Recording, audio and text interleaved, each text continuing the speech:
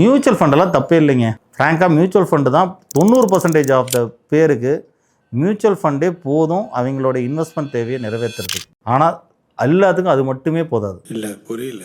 Other ப்ராடக்ட்ஸும் தேவைப்படும் அப்படிங்கிறது தான் என்னோட பாயிண்ட் ஆஃப் வியூ. இப்போ மியூச்சுவல் ஃபண்டில் நல்ல ஃபண்ட் மேனேஜர்ஸ் இருக்காங்க.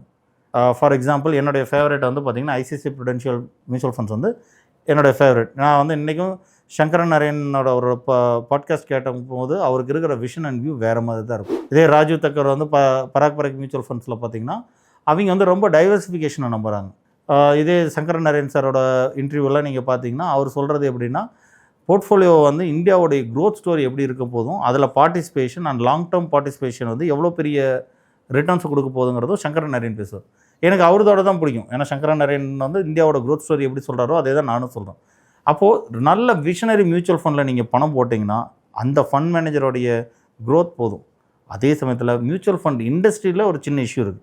என்ன அப்படின்னா, இது வந்து ஒரு கன்சர்வேட்டிவ் இன்வெஸ்டாருக்கு, ஒரு மாடரேட் இன்வெஸ்டாருக்கு மியூச்சுவல் ஃபண்ட்ஸ் எவ்வளோ தூரம் நல்ல விஷயமோ, ஒரு அக்ரெசிவ் இன்வெஸ்டாருக்கு அந்த டைவர்சிஃபிகேஷன் வந்து எங்களுக்கு ப்ராப்ளமாக இருக்குது.